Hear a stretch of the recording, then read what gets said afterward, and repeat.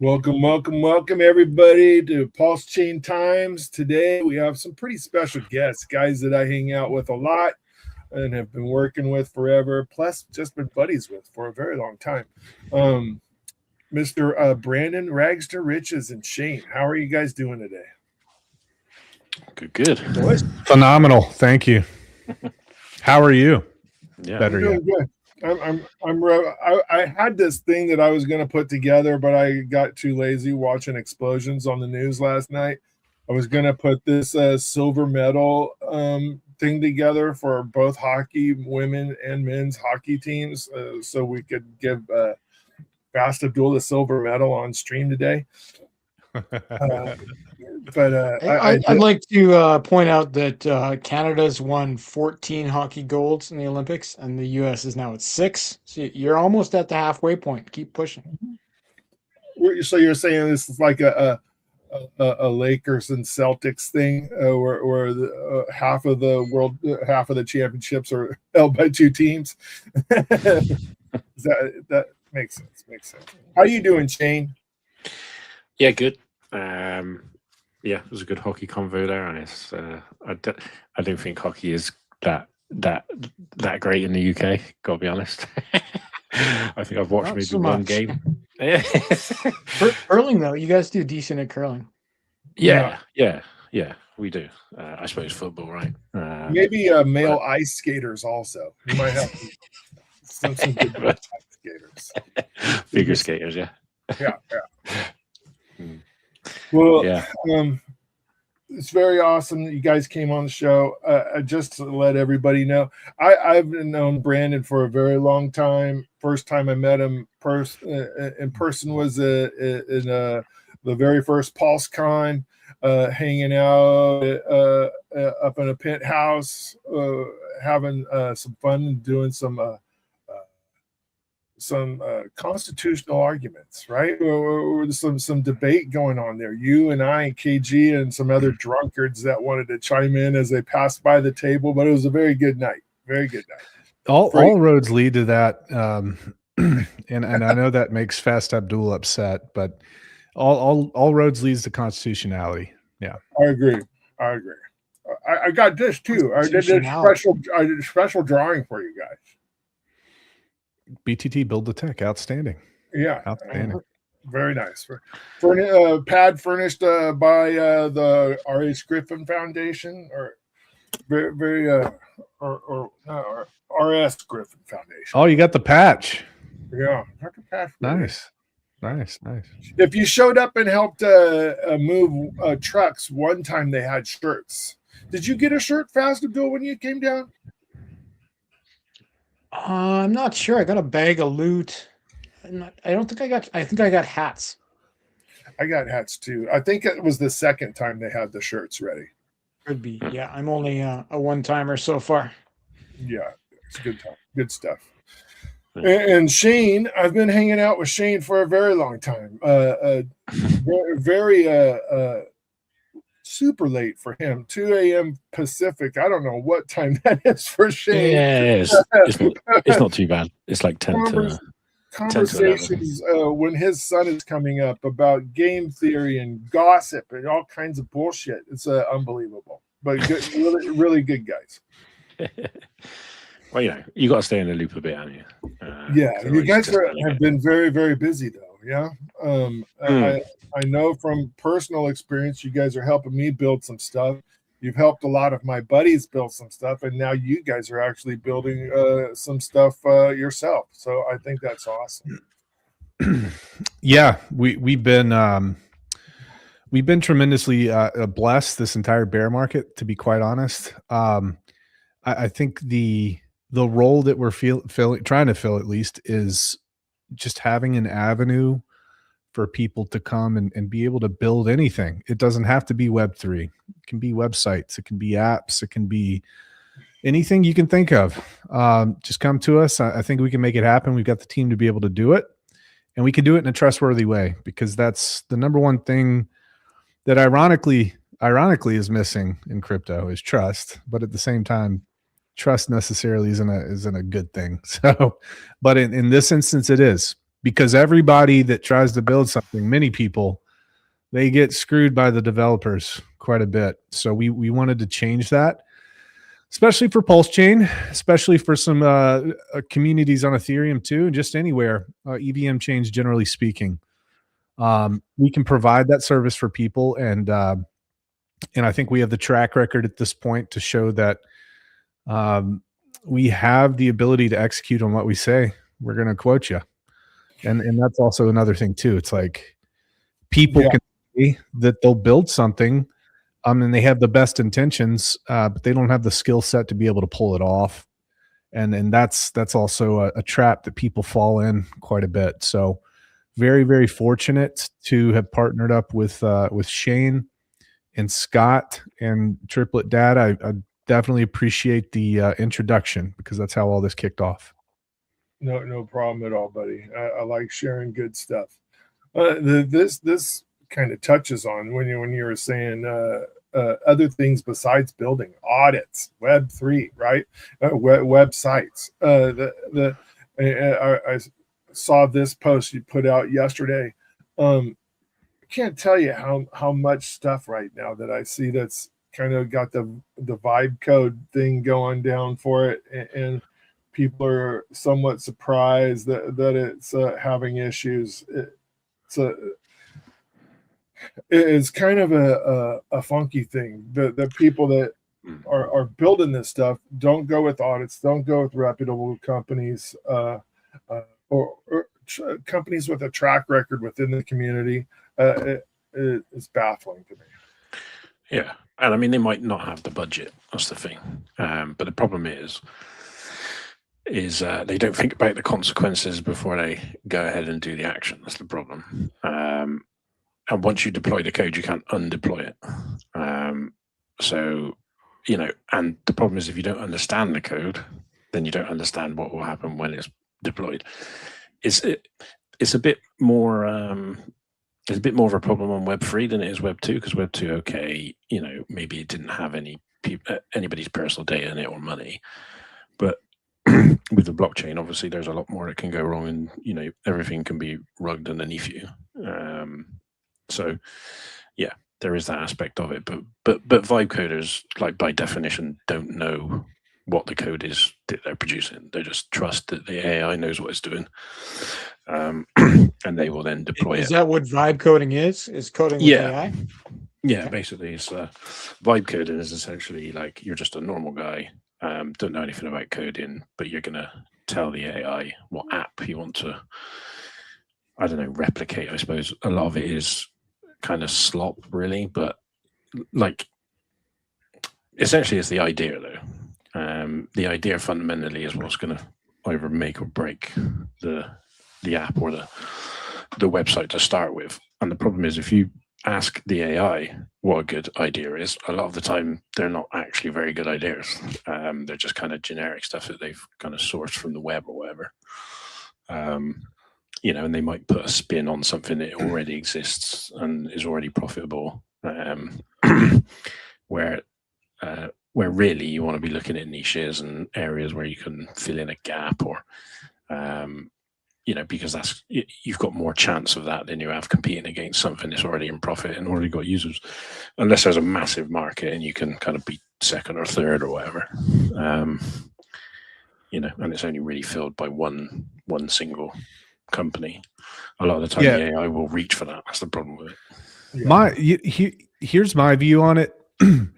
I've got tremendous respect for people that are willing to take the bull by the horns and go out there and start to figure this out. Yeah, because you got to start somewhere, and there's a large contingent of these folks, quote unquote vibe coders, that are building for blockchain right now, building on Pulse Chain, and I absolutely love the idea of them doing that.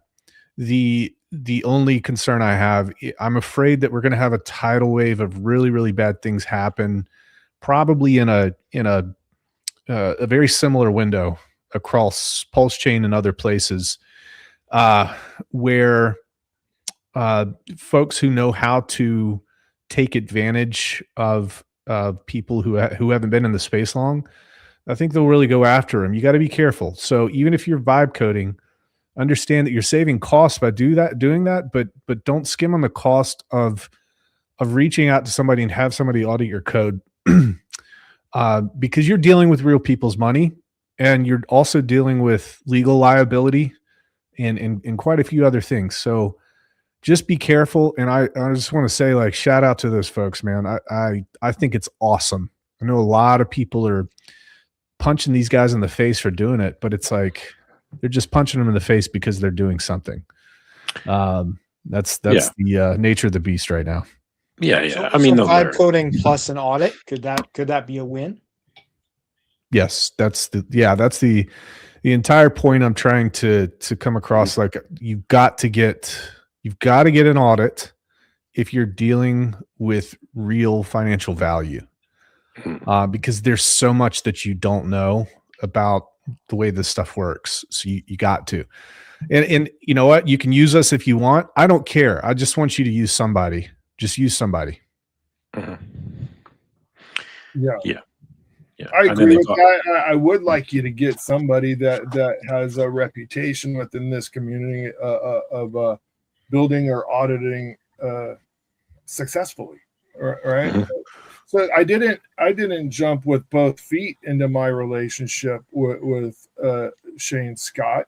I had 3 teams at that time, right? I had one team building steakhouse, one team building barista, and I was working on something else completely with these guys, but they were helping me polish up all the other stuff that I brought out, put kind of a unified face on everything. Everything got a facelift. And as time went on, and I was bouncing ideas about this new project that I was building, bouncing ideas off them, I found out these guys knew exactly what they're talking about. When changes needed to happen to the UI at 2 a.m, I didn't have to wait 2 days for those changes to happen.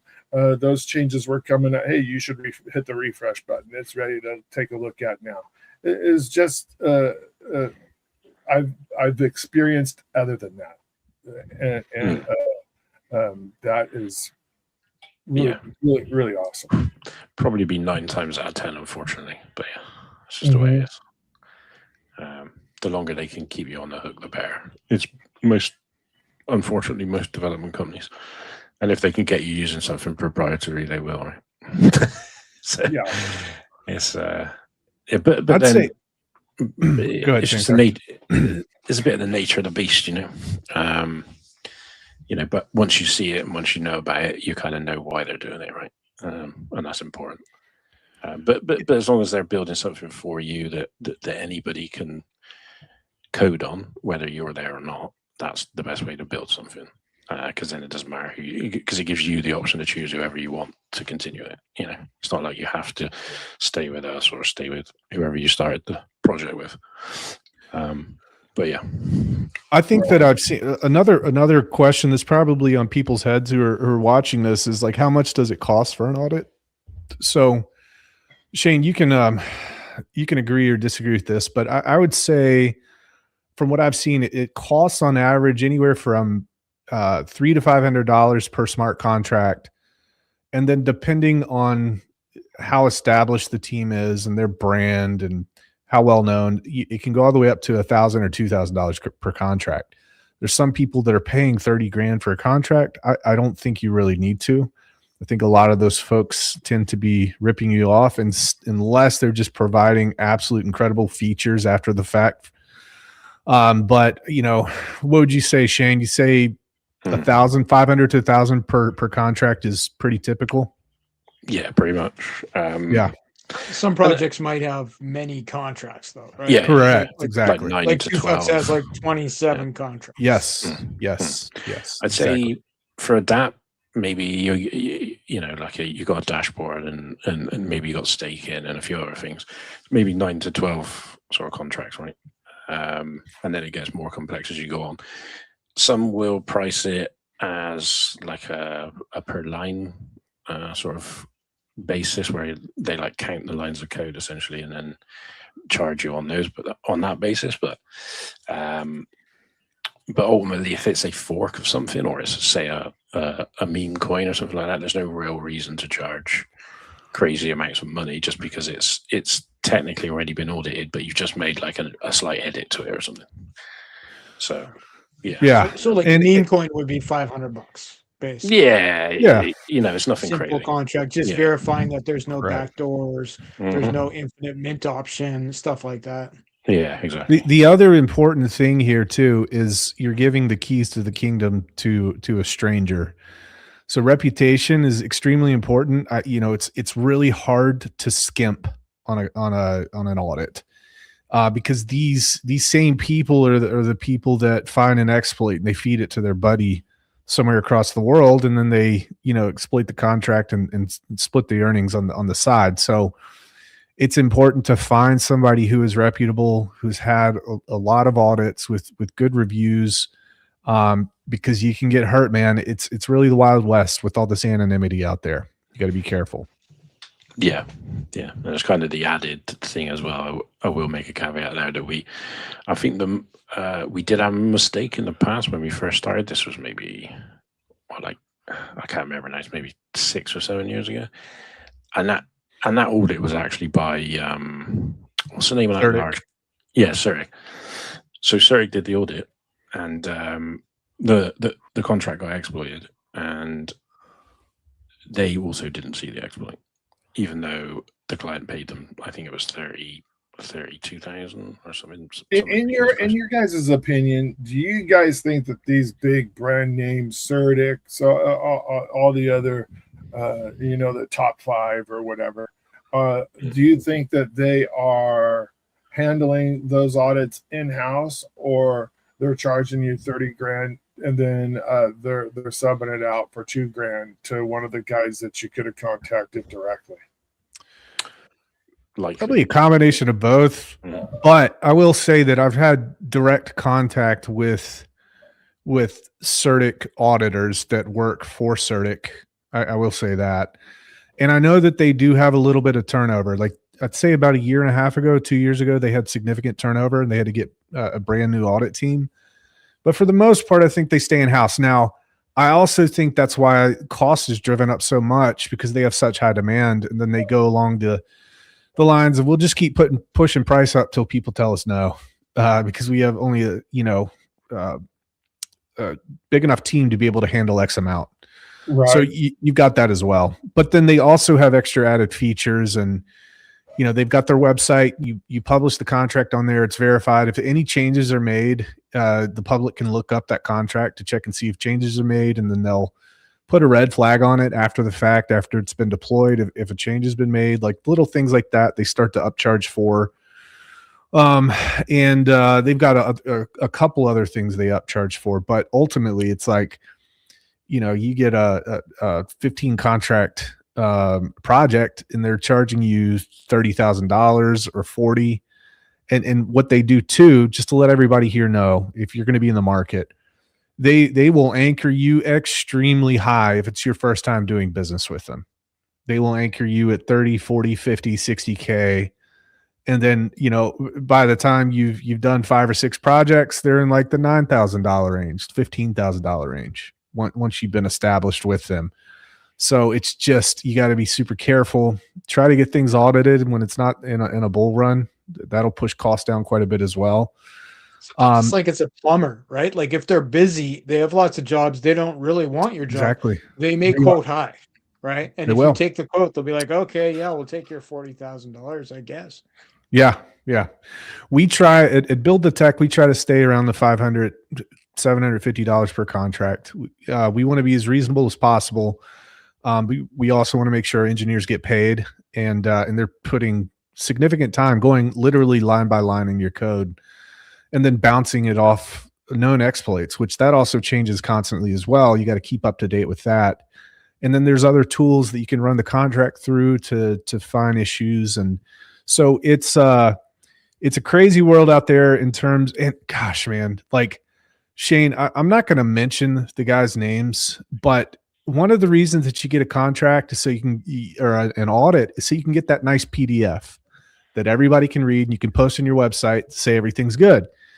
Well, one of the audit teams that we dealt with, and we don't take any kickbacks from any audit team. So if we build something from somebody, we will introduce them to auditors that we think have done a good job in the past, but we do not take kickbacks from that. One of the auditors, a newer one, and I think our client insisted on using them. We get all the way to the end. The typical audit, they'll find some issues and some problems to fix, and they'll work with the team to get those fixed. And then they check the box. Okay, it's good to go. Well, these guys wanted to upcharge at the very end without disclosing for that PDF, which is the most important thing about an audit. Like, you got to show it publicly. So that's just the shiesty stuff these guys do. Like, audits are huge advertising value because, especially in this community, people have been trained to look for them. So, correct. For that reason alone, I recommend audits, as well as the things you guys are talking about with safety and those other boring things. What's that? Who cares? Who cares? Yeah. And they were German, so sorry if I got some German listeners, but that dude was a bastard. I'll name drop them. I don't care. It's solid proof anyway. People probably know them. But yeah, the option was you can get listed on our website, or we can upsell you for a PDF. So basically, win-win for them and lose for you. So. Yeah, it was after they've already paid, and they didn't disclose that until the very, very end. And I'm like, you're going to squeeze people like that, really? Yeah. And then they got really hostile and started putting threatening messages in the chat. We were like, "Yeah, we're never working with you again, but thanks." Well, I was putting threatening messages in the chat too. So exactly. It just turns into a big fight. Then it's like, why? Just because you want to make. I can't remember how much it was. It wasn't even. It was small. It was like $500 extra bucks or $900 extra bucks. It was something like that. But it's like, why? Why cause all these issues just for that? It's just, that's still bullshit, right? Yeah, that should have been in the scope of work right to begin with. 100%. Yeah. If they would have said that at the beginning, it would have solved all that problem. We would have just said, okay, we need a PDF, obviously. It's bad business. Maybe they're used to that sort of business practice over there. I don't know, but who they're number one with, right? Who's that? Pink Finance. So Pink List. Is it Pink Finance or Pink List?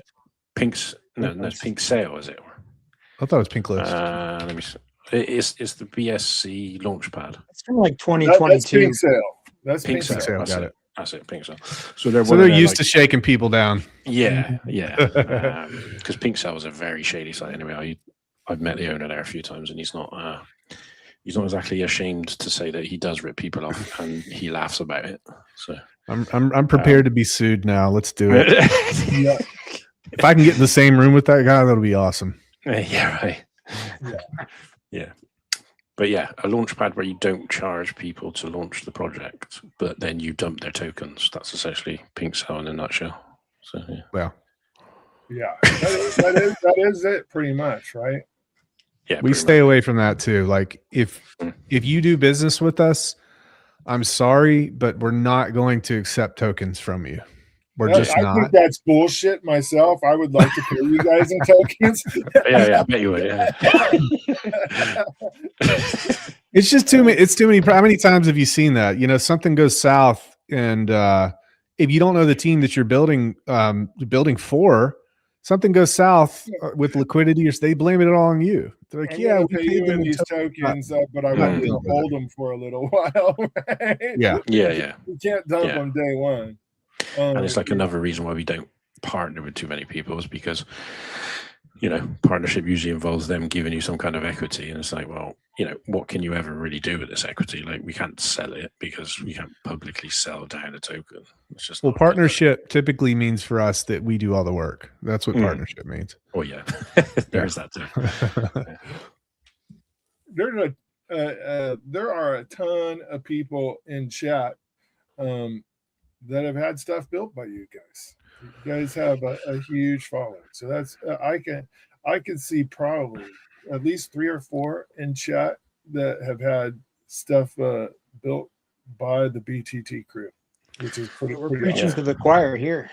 I mean, there's like, I guess we should advertise a bit more every time we do a project, right? But it's like, I don't know, like we don't want to be kind of Well, we are biased, I suppose, because it's our own work, right? You but it's guys like we don't are wanna- pretty word of mouthish, Shane. Yeah. Because one of the reasons why I was scrolling through Brandon's chat or his Twitter feed, X feed, is because he's not pumping BTT in there all the time. He's usually pontificating about some fucking thing, but some kind of crazy thing out there that I like to chime in on, right? But and every now and then he'll throw in a Morpheus or a Switch X or something like that, right? But other than that, you guys are good community members, and the same goes for your feed, Shane. You're not sitting there pumping BTT 24/7. And for those of you who would like to know, most of you probably know Brandon's feed, but Shane's feed is in the description of the video. His X feed's in the description of the video.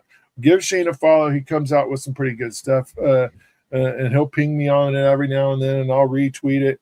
But you guys aren't constantly promoting and advertising your own thing. I'll give you an example of who did do that, and I love him to death. KG was in every chat every day. I would like to talk to you about internet money.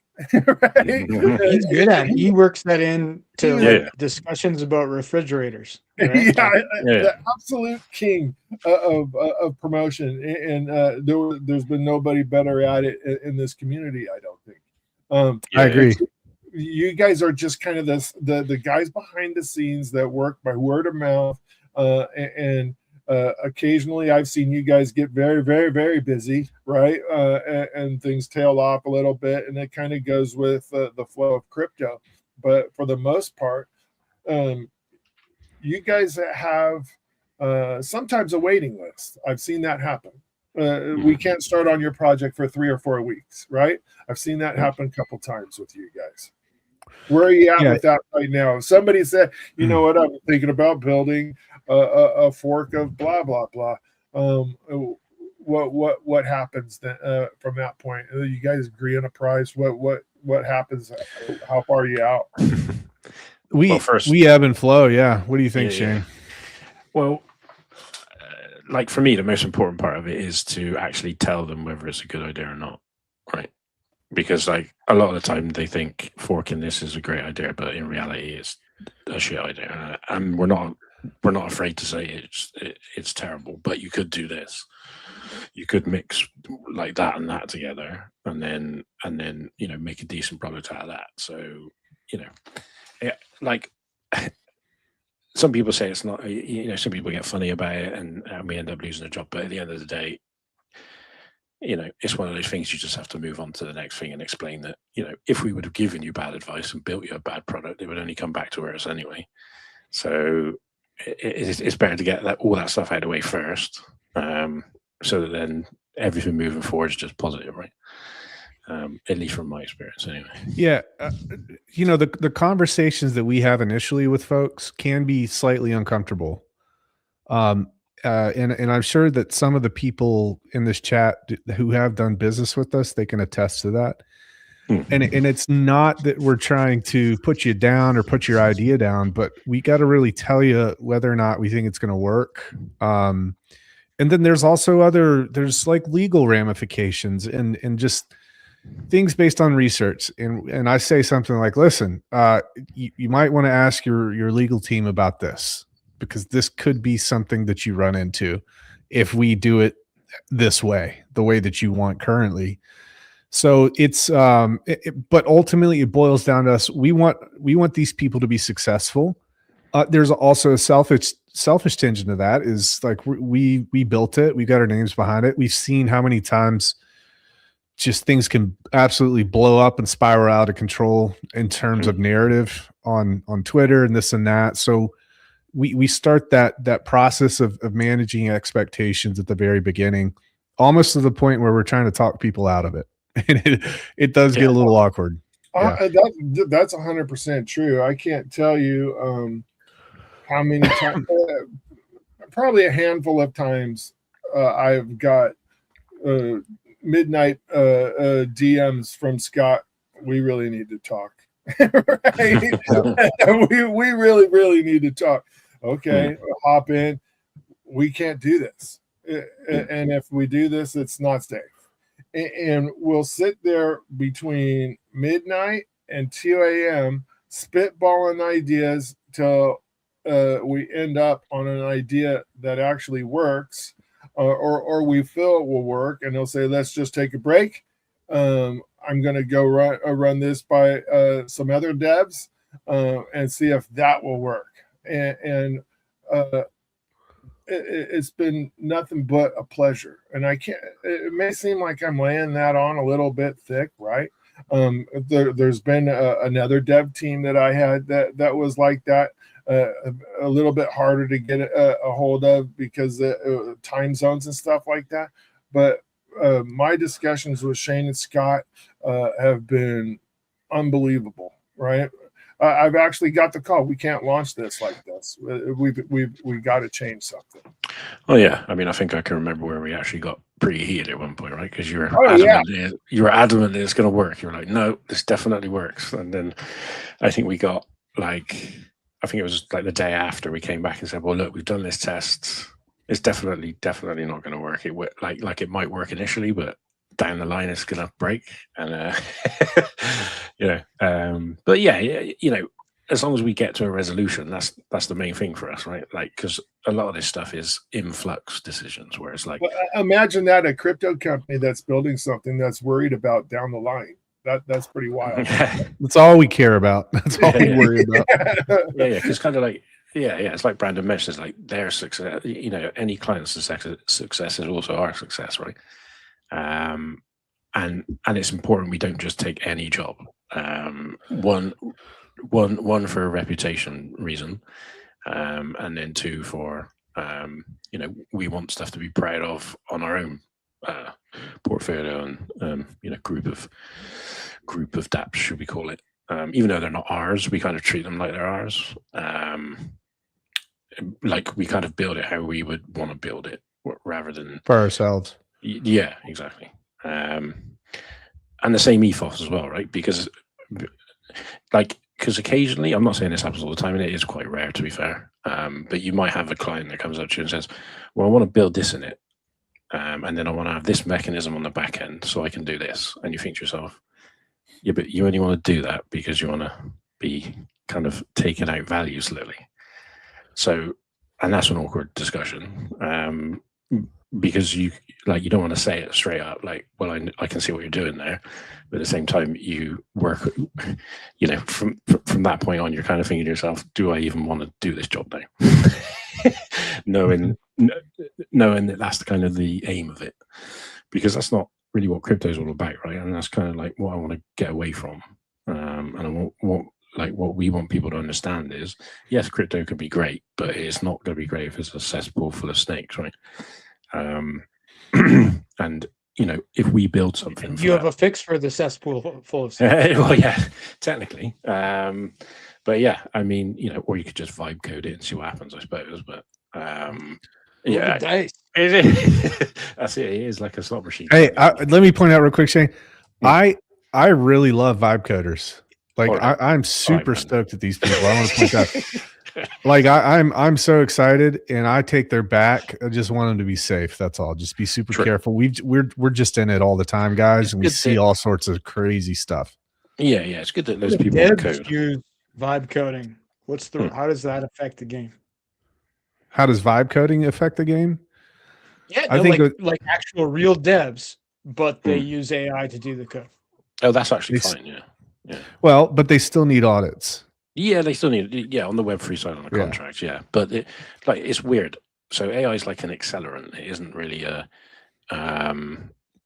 standalone intelligence like people think it is, because it's not really intelligence. It's actually quite thick. So it kind of assumes a lot, and it also reinforces its own sense of kind of rightness. It lies to me all the time. Yeah, I remember like back in the 90s, right? Anybody that worked on cars or had motorsports in their blood, right, they were getting code readers for Christmas, right? And I plugged that thing into my car, and it may tell me blah blah blah sensor is freaking broken, right? But the difference between me knowing that and a mechanic knowing that, completely different, right? The mechanic knows he's got to take the whole freaking top of that freaking intake system off to even get to that freaking thing. And I'm looking it up on freaking Google saying that's only a $5 part, right? Yeah. It's completely different. Mm-hmm. Yeah. And it's kind of like, if I could, I suppose in that analogy, it would be like, he came in, okay, he charges you a tenner, but then he loses money because he spent 3 days on it. And it's a similar kind of thing with vocode. Once they deploy it and they realize you need customer acquisition, you need marketing, you need all these other things, like the actual code inside of it, although, I might play this down, it is still a big part of it. Sort of 80% of the actual success of the product is actually user acquisition and marketing. And for that to even work, the idea has to be good. There has to be a need for it. There has to be, like a real niche or a fit, product market fit. Yeah, that's it. But because if you don't have that, it's just kind of like, and that kind of comes back right then to what I said before about when they initially come in, you initially do the consultation, you kind of run through that in your head, and you think, well, okay, it's a fork of this, but it already exists, and there's like 10 other forks. So, like why would it make a dent? And then you listen to what the edits are, and okay, are the edits going to work? Instead of just looking at 2 different niches. Okay, you got a fork of this, but it is similar to this over here, but this over here has only got like 3 dApps. And you could build something identical to what anybody else is building if you have a marketing team behind you, and you can actually make that work. You can't outmarket. That is true. Yeah. Right. So you can build the coolest thing in the world, and if nobody knows about it, it won't do much. Yeah. That's crypto in a nutshell. Yeah. Tree in the woods thing, isn't it? Yeah. But, unfortunate, but true. Yeah. Imagine all those epic apps we've never even heard of. Yeah, that kind of goes into my least favorite phrase that I've ever heard from you guys is scope creep. I hate. Is that what they call you? Are you? Yeah, it's my nickname for a while. It's also a wallet drainer as well. So scope creep equals scope wallet drainer. Until another scope of work comes out and I sign it and I pay it. And now it's no longer scope creep. The thing is, that's why we have to warn you about it. We're like, look, okay, listen, you know, we don't mind scope creep at the end of the day. That's good for us, but it's really not good for you. So before somebody calls the news channel to talk about scope creeping, let's explain what that is. Yeah, scope creep is when things go outside the original scope of work that's been put together. Now these guys are pretty cool, right? And I'm not going to say what they will and won't do, but you can have natural variation outside of what it will be. But there will be a line, because I've hit it several times, where they go, "This is completely different product, right?" And than we originally talked about. And now we need to come up with a scope of work to fix that. I said, okay, fine. Yeah. And you know, it's not too bad though, because we do take into account stuff we've already done. So 100%. It's not like I'm receiving another freaking quote for the original price, right? It'd be like I don't know, maybe depending on the scope, maybe like a third or core, maybe of the original cost, right? If it's like another DApp on top of another DApp, because we've already built the core of it, so it's not like we have to rebuild that core again. And I think that here's something that might provide clarification to people listening is price points for development.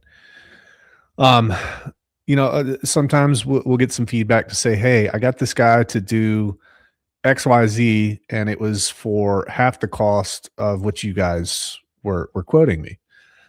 And I, the first question I ask is, how do you know this guy?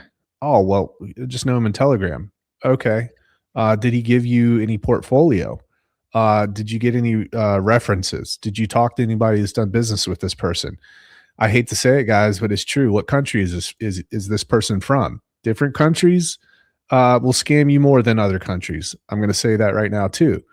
But anybody can scam, but it's important to know that if you provide this idea and you're hiring somebody to build it, that they can finish it and they're not going to screw you. And if you don't have that information, or if you don't feel confident in that, you're just going to be another one of the statistics when it comes to people trying to develop stuff and they get burned. So some people My dad says he's a Nigerian prince, so I don't think he's too worried about money. Well, yeah. You know what? Some people in different countries, they can survive off $5,000 in 1 month. Other countries, they can't do that. But you got to understand that the going market rate for a high level developer in this sort of niche development area here, it's it can be $10,000 or $15,000 per month per developer, and it's higher. We try to stay as reasonable as possible, but for a full month, that's probably where you're at for a reputable team that has the skill set necessary to execute on your idea. So, and I will be happy to have a conversation with anybody who wants to reach out and kind of talk about that. Maybe you got a quote from somebody else. If you want to go with us, cool. But if you just want to talk about what's reasonable, I'll talk about that. And I will expect nothing in return. I just want people to be safe and have an understanding of what that market looks like. I think there's safety in dealing with a person and or a company where their reputation is worth more to them than what you're paying them for that job. Right. Because that's the thing with dealing, like, I've employed devs from a bunch of different countries, and it's cheaper to employ guys from India or, Africa, etc. because the money is worth more to them proportionately. Right. So they're happier with less. But you have to look at the other side of that coin of oh, you sent this guy $5,000. That's to him, that's like a year's worth of wages. It's worth more than his reputation. Right. Mm-hmm. Whereas build the tech, if I sent you guys $15,000, you're not going to steal my $15,000 and laugh down the street, because your reputation is worth presumably more than $15,000. Well, plus you've got legal recourse. You would know where to find me, and that's important too. It's what's my recourse if things go south? And people don't think about that either. They just expect, I'm going to throw this lot of money. We're going to build this cool thing. But if it doesn't turn out the way that I want to, you're kind of screwed, because you don't know who you're dealing with. So, and then communication, that's also a big thing. Trip, you talked about there's some teams in the past you've dealt with. You ask a question, they don't get back to you in 3 or 4 days, and you're sitting there, you've got anxiety. You're like, how come these people who have paid so much haven't gotten back to me in 4 days? Is something wrong? Do you want to go through all of that? I wouldn't. I would be willing to pay a little bit more for that. And then, even launching it. That question, though, is obvious, right? Is because the guy on the other end of that Telegram DM typically does not have the answers. Mm-hmm. He's having to go talk to his people, right? Mm-hmm. So he's taking my money and subcontracted out to people who know what they might be or might not be, people that I've never met, don't have their contact information for, none of that. That's not you guys. If I ask you guys a question, I get an answer all the time. Yeah. Don't underestimate the difficulty of a language barrier in a complex conversation. Oh, yeah. Right? Oh, yeah. You might meet somebody who speaks English more or less, and you can have a conversation. How are you today? What's the weather like in your country? And everybody understands. But you start talking about nuances of DeFi, and suddenly the language barrier can become very real. Right. And mistakes can be made where they go the wrong direction, thinking that you're oh, you said you wanted this. Be no, that's not what those words mean. Okay? And it's not I have no problem with people who don't speak English. Not everybody was born in North America and speaks English, etc. Even the Britishers sometimes, you got to give them a pass. They're close. But when you start to have it be their second or third language, it can be very difficult to get those real fine details across. Yeah. And fortunately at BTT, we've got 3 different dialects. So we've got redneck. I speak redneck. Shane is from the UK and Scott's a Midwest guy. So we check all those boxes, folks. Just keep that in mind. Yeah. I mean, what we do is we kind of compartmentalize that problem for you. So all the non-native English speakers are, not us, but we deal with them separately. And we've got our There's own a way of skill speaking. to it, right? Like to Yeah, deal with, well, yeah, Indian devs, like you have kind to of speak learn- to them in broken English, essentially. Yeah. And then they The understand it ginger is more. bringing ladies into the chat. We've got Oh, yeah. Susie Q, Tam, and Sandy Beach all in chat. Yeah. They saw, we've got Brandon. They're all coming in flocks. I'm pretty sure he was fast, Abdul. I'm going to throw that out there. You're the young piece of meat in this chat, sir.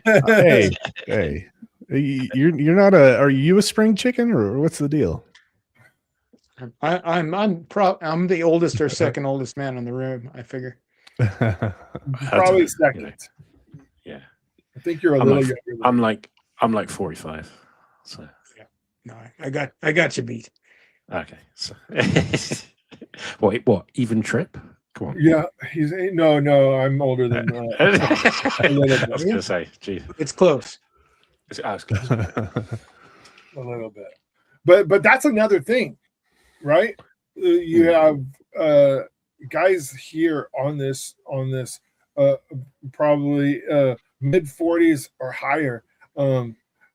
Some may call us boomer or whatever that. Crypto were boomers, yeah. But boomer is actually pre 1969. Just so you know, Gen X starts at 69 and goes through 80. Yeah, I think I'm Gen Z by like 1 year. I wouldn't even bring that up. You just lost sales right there, buddy. But Gen X for the win. People have gone through several different industries and succeeded, right? And we've been through business, and it's not like the young guys that are out there don't know what they're doing. It's just we have a little bit more experience in getting stuff done and been around a little bit more experience in this industry, especially. Circle of life. Failures to fall back on, Oh, yeah. It's a lot of failure and disappointment. Absolutely. Yeah, that's 100%. Important. That's wisdom. Yeah. Yep. You get hit in the face enough times, you get used to getting hit in the face, and you keep punching. So that, I think, just not to push this along, because I'm worried about your guys' timeline, right? I know that you we all know what Build the Tech's all about now. What are you guys building that's Build the Tech labeled for yourself? I know we've seen Switch X or Switch come out, and we've got other things coming out. What all is going on with that? So part of the reason why I started this company back in August of 2024, first off, it was to provide a service for this new chain, to give people a place to be able to build and feel safe. The second reason that I started this company is because I wanted to take advantage of the coming AI revolution. And there's a lot of different opinions on that. The fact of the matter is AI is a tool, and there's increasing demand at a very fast pace for people who understand this and who can work with this and build this. So that was the other reason. And then the final reason was, I wanted to be able to have a team that I could trust to be able to build out cool things for Web3 and Web2. Applications for small businesses and also Web3 infrastructure, to be able to also contribute to Pulse Chain and other people who want to help themselves. That's always the biggest thing that I talk about. If you want to help yourself, I want to help you. So part of that has been building. I really see it as the foundational infrastructure with Switch.win. So Switch.win has come into, I don't know, it's gone through a couple different iterations, and we have finally really dialed this thing in. It's a very substantial piece of technology, and it's going to be the building blocks for which we put everything else on top of. So I don't want to get into too many details, Trip, about what's coming next, but it's coming very, very quickly. And I think that it's going to be one of the most substantial pieces of technology, objectively speaking. I'm not just trying to shill this. Be one of the most substantial pieces of technology that exists in decentralized finance. There's some things that have not been done before, and we put everything together the right way. And it's on a spectrum of no utility to like meme coins to massive utility. It's massive utility. So that's going to be the next iteration. Details come out about that very soon. There are some people that are privy to it. And that's going to be the second foundational structure. And we have many more to come. And I think that you're going to see from this company, you're going to see some very interesting technology come out with regards to AI as well in the coming years. So, I wish I could tell you more, but that's kind of where we're at. Could you tell us what Switch.win is? Yes. Switch.win is a DEX aggregator. So people might ask, what is a DEX aggregator? Well, just imagine, let's just talk about apples. Okay. So there's a lot of different places. Let's say there's a lot of different places around the world that sell the same type of apple. And they're separated geographically by very far distances. Well, the price of an apple based on demand might be higher in one place than the other place. There might not be as much demand, so price isn't as high. Well, the same thing can kind of happen with cryptocurrency, although not geographically separated per se. Sometimes Bitcoin or Ethereum or anything can have slight price discrepancies, right? And then we start talking about chains, and there's Pulse chain, Pulse, that is priced slightly higher or lower depending on the dApp that you're using. So what a DEX aggregator does is it kind of queries all these different places that offer Pulse chain, and it finds the cheapest possible price, collects that or aggregates that, and gives that to the user. So the idea here is, especially if you're coming in heavy, if you've got like a 4-figure, 5-figure, 6-figure, 7-figure switch that you're trying to do, it would be best to use an aggregator to accomplish that, because they're going to find the cheapest ways to do that. Now, it's not just buying directly from one pool that provides Pulse. It is also finding different routes and different pathways. Maybe something that's paired with Pulse is cheaper. So you could swap for that, or more expensive. You could swap for that, and then you can get a higher output of Pulse. So our system is designed to kind of comb through and spiderweb through, find the cheapest liquidity, collect it for the user, and present it to them. So that is, in a nutshell, what a DEX aggregator does. Some of the features that I'm happy about, Pulse chain at one point was massively tax token centric. And the issue with tax tokens is when you're trying to swap for tax tokens, you have to do a lot of adjustments in the settings, change slippage, things like that. And for newer people who are just trying to, have fun and be a part of a community, that's really difficult if you don't understand how to do that stuff. So Switch will recognize that it's a tax token. Switch will automatically adjust your slippage to ensure that whatever the buy fee or the sell fee is, that will go through. I think it's probably about 98% successful. There are some outlier contracts that we have some issues with, but for the most part, everything that you can think off the top of your head. How about PTGC? Yeah, PTGC is one of the first tokens that we added in our dropdown, and it supports that very well. Nice. So that's important. The other important thing is some aggregators, they go only so many liquidity pools or levels deep. So they might kind of take a look at 3 or 4 different liquidity sources or even pools. Ours can go, over 20 pools deep to try to find the best liquidity. And that's also very, very important. The other thing that I think it's important is the fee structure. Sometimes when people are using DEX aggregators, whether it's on Pulse Chain or Ethereum or wherever, you don't exactly know what sort of fee that you're getting hit with. And there are ghost fees in that some aggregators, they actually take the surplus of whatever they collected for you. They don't really tell you what that surplus was, but you're happy because you got a little bit over, what was quoted originally. But it's a ghost fee because you don't know how much you're missing out on. So one of the things we did was we wanted to ensure that it was a flat 0.3%. If anybody has any questions, they can look on chain and they know that every single swap.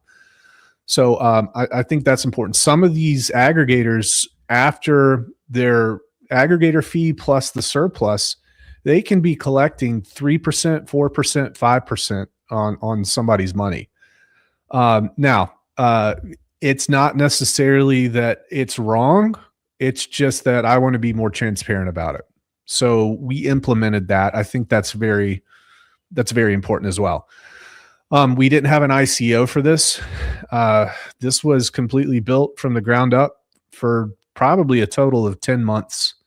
And we've really been able to dial that in. We've done some really neat things on the back end to make sure that it has the fastest execution time of, I think, any protocol on Pulse Chain. That's also very important. The user interface is very, very smooth. It's very easy to use. And there's going to be some really neat features coming out additionally that we're just going to keep building on this thing. In the bottom of the bear market, when nobody knows about it, I think that's probably the best time to build. And those are some key features. There also might be some buying and burning of things that people like once we get this thing rolling. So I just think that overall, just give it a shot. Tell me what you think. Go to switch.win. Try it. You can use it on Ethereum, which is cool. You can use it on Base, which is cool. You can use it on Pulse Chain, which is really cool too. And let me know.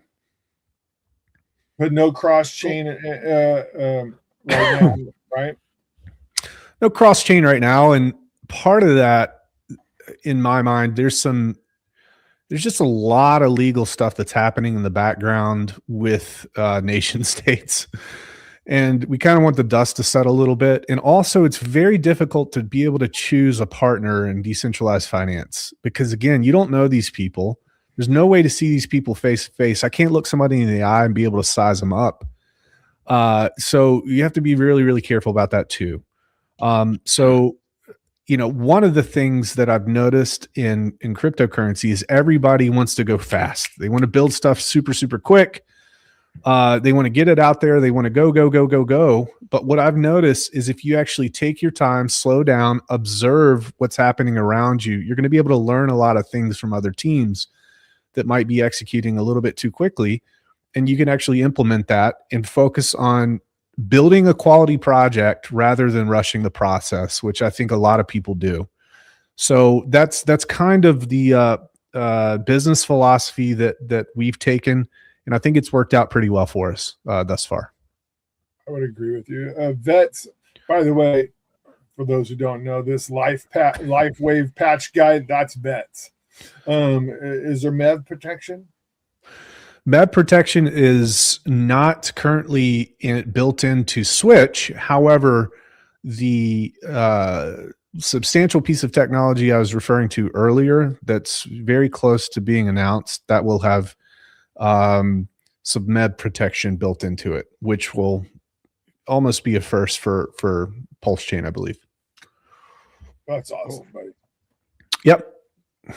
So we're trying to identify problems. We're trying to solve those problems. People say, Brandon, why are you continuing to build? We have everything we need. And I'm like, well, if Mr. Ford stopped at the Model T, then we wouldn't be anywhere right now. It's like you find issues, you identify those, you fix those, you roll it out, you learn, you fail, you iterate, you keep going through that process. And I think that's the coolest thing about decentralized finance. Like, what if we had stopped at Bitcoin? People would argue that would be the best thing ever, but then there's also really, really cool things that have happened, like Uniswap, for example. Like, we wouldn't have Uniswap, and that empowers people, that empowers personal freedom, that empowers privacy, and these are, I think these are the cornerstones of the Western world. Now, they have been perverted, but the cool thing is the tech is there and people have iterated upon it and made it better for users from a privacy standpoint. So we're going to keep pushing forward, and I'm excited about it. Nice. Yeah. I agree with that, buddy. Building new stuff is fun. I know that from my personal experience. I don't know about everybody else on this call. Had I kept the money that I started with, I would, and just went deep into crypto and bought and sold, blah, blah, blah, blah, I might be ahead of where I'm at right now, right? But I do believe that there are some things that are being built that will change things for the better on our chain as well as others. Yeah. Agree. Completely agree. Keep going, guys. Keep learning. Keep pushing forward. I used to be somebody that didn't use the block button on Twitter, but I'm telling you guys, use it. I would say use it. I don't know. Judiciously is the wrong word, but use it quite a bit. And the reason is you don't have enough time on this earth to deal with people who are emotionally compromised. Now there is good criticism out there, and I am fine to accept criticism that's laid out in a positive way. And I'm fine to go to battle, go to war, debate with those people. But you'll find that on your friends list, the most of your anxiety comes from probably 3% of everybody that interacts with you on X. So use it, get out of there. It's not worth it. Yeah. On a scale of like 1 to RH, probably like in the middle somewhere. Yeah, it's the low IQ stuff. It's like, okay, you're upset. Well, why are you upset? And it's like, screw you. I'm like, can you articulate the issue here? Yes. You're a toilet licker. So noise. Block. And it doesn't help. It doesn't help. Yeah. Well, listen, folks, I actually have to go. All right. Nice. I figured we were at about an hour in. We appreciate both of you coming on. Thank you, Shane. Thank you, Brandon. Thanks, guys. Any closing thoughts, Shane? No, just everybody keep doing what they can for the chain. At the end of the day, yes, I know everybody is down in the dumps about the price, but does the price really matter long term? Doesn't. I mean, if you turn off the price, what does it change? Nothing. It's just a change. Yes, it makes your bags worth less. I get it, but long term, if you're actually in it for the long term, you shouldn't really care about that sort of stuff right now. Worth less is not necessarily worthless, right? Well, yeah, it's not worth less technically to you sell, right? I know it's easy to say, but 100% agree. But look, I mean, things can turn around just as quickly as they went down. I mean, especially at the moment with the low liquidity and everything else. Maybe it was a plan all along, right? Who knows? RH is a complicated guy, so and he has got a lot on his plate. Maybe he doesn't want to stream for whatever reason. I don't know why he doesn't want to. I do think that would help. But for now, we have to hold up our side of the. I could say it's kind of an agreement, really, for the chain, right? The builders would build, and RH would kind of be the leader for the chain. Yeah, and he is in a way, but. I do think he could do more for builders. Let's just say that. I don't know whether that could be an ETH foundation or a similar setup to that. He doesn't have to match this is what people tell me. Oh yeah, but why would he put all that SAC money into a foundation? You have to put all of it in there. You have to do it relative to whatever the size of the market is. I mean, he could put like I don't know, 10 mil or 20 mil in there, and just have a 10 bounty mil on. would go a long ways on posture. Yeah, Yeah. that's what I mean. One point before I go, my and this might help people cope. Okay, this is my coping mechanism. So I don't even think about him. I don't think about him at all. Unless I'm forced to comment. And it's not for any other reason than if we have a subset of folks who are trying to push this thing forward, take responsibility for it, and make it into something, anything RH does apart from that is just going to be icing on the cake for everybody. Gravy, 100% agree. Yeah. So like I try not to bother myself with the drama and all that. And I just try to focus on providing these services and building stuff and taking responsibility for it. Because if I don't take responsibility for it, why am I here? So that's kind of the idea. Fast Abdoul and I have had that conversation several times with lots of people. We were building stuff when we were worried if RH would ever return. And we continued with it, right? We stayed on our path. We didn't exit our social circles. We took everything that we had promised and we delivered it 100%. It doesn't affect us one way or the other if he comes around or doesn't. It doesn't affect my path at all.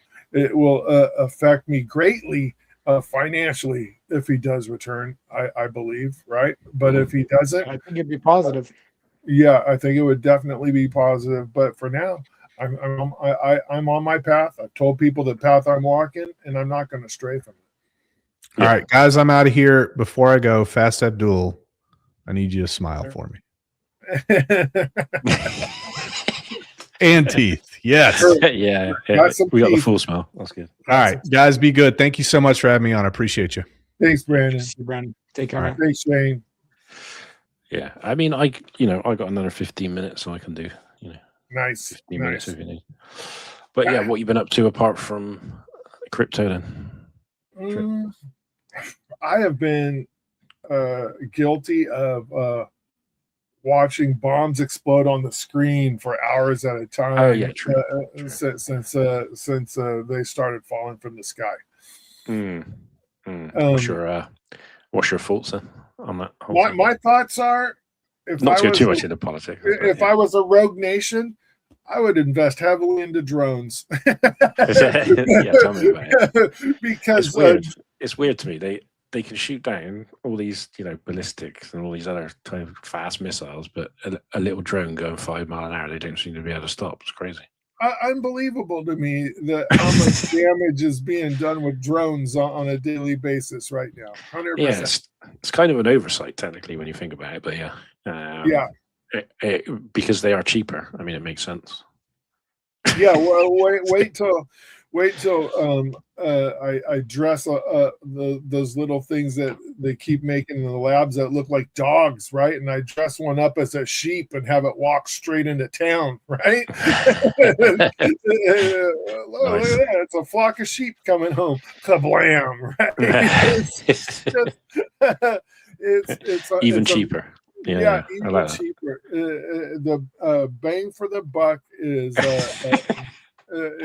no pun intended. Right? Yeah, big time. That's my assessment. Yeah, how does a freaking drone fly into a military base? The strongest army on planet Earth. Blah blah blah blah. Right? It's just baffling to me. Yeah, I mean, I guess my only take on it is I'm in the UK. I don't think there's much chance of Iran really getting to the UK. Let alone the US probably, but I don't know. At least you've got a president that kind of tries stuff. Ours just kind of sits there and does fuck all and imports loads of idiots. So hopefully that changes in the next election, but we've still got 4 more years of pain, unfortunately. That's brutal. That's brutal. Yeah, it is brutal. Well, no matter what you think about it, right? And I don't know what the impetus was for the war or the conflict starting right now. But when you have a bunch of protesters on the street and you mow them down, and 32,000 protesters are killed on the streets, I think that would be reason enough to go help those people. I'm not anti-Iranian. I'm No, not anyone, mate.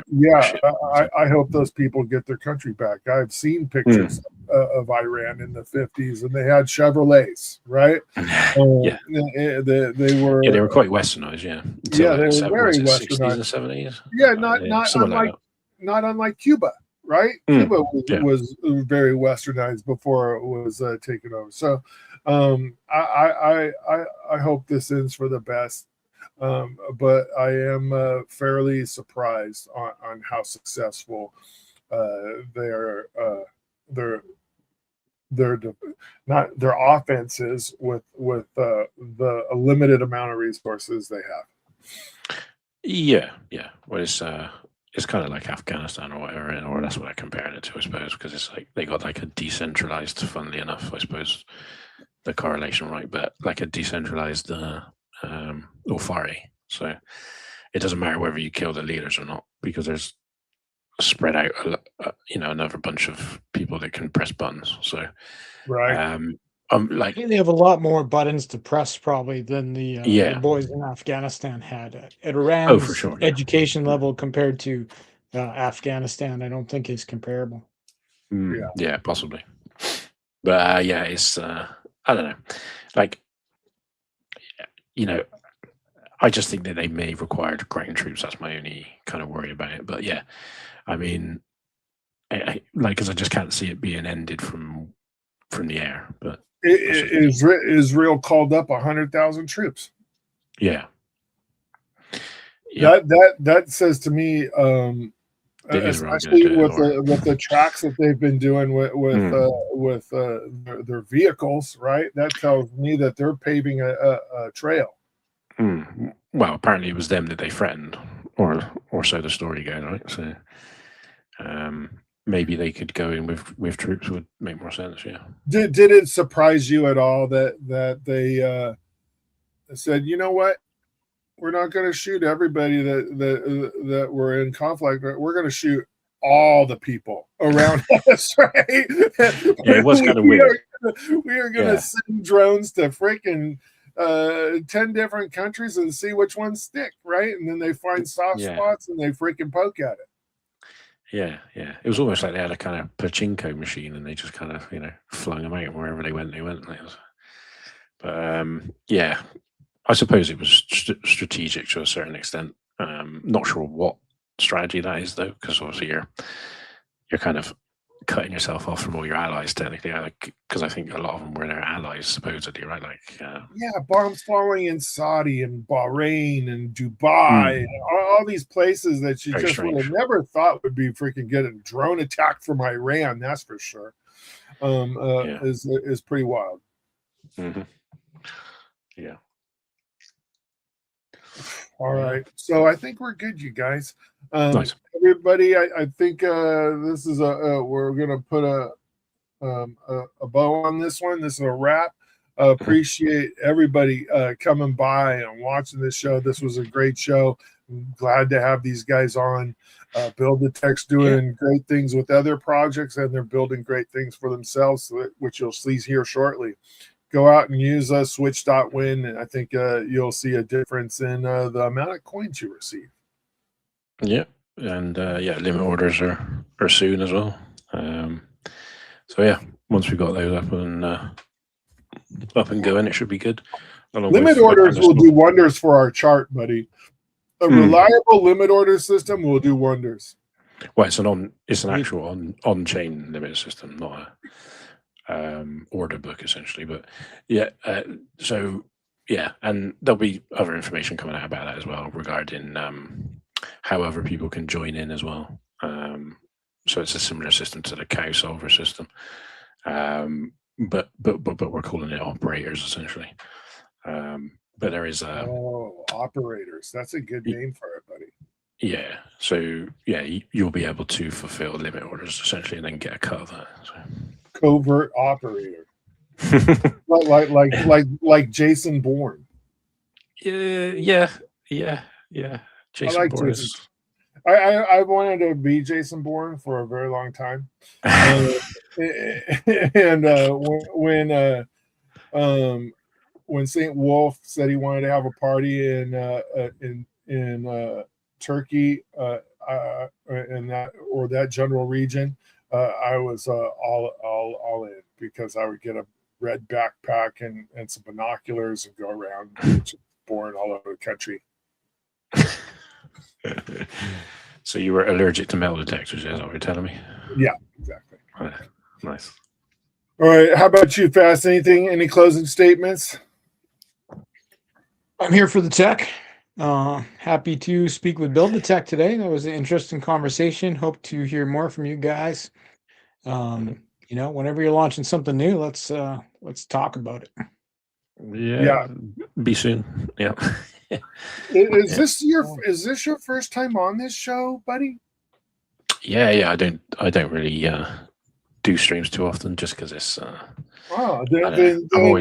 you need to get one of these. Konnichiwa! Oh, I thought he was actually on then. I was going to go, yo. you had to get a konnichiwa. Long time no see. All right, everybody. We appreciate everybody tuning in. I don't know who we have next week, but we will probably be back at our normal 1 p.m. Pacific time next week. So appreciate everybody tuning in. And what should we go out with today, you guys? Let's see. We've got Stake Money. We've got Welcome to Crypto. Let's do that one. Sound good? Okay. All right. Welcome to Crypto, and we'll see everyone next week. Peace. So long.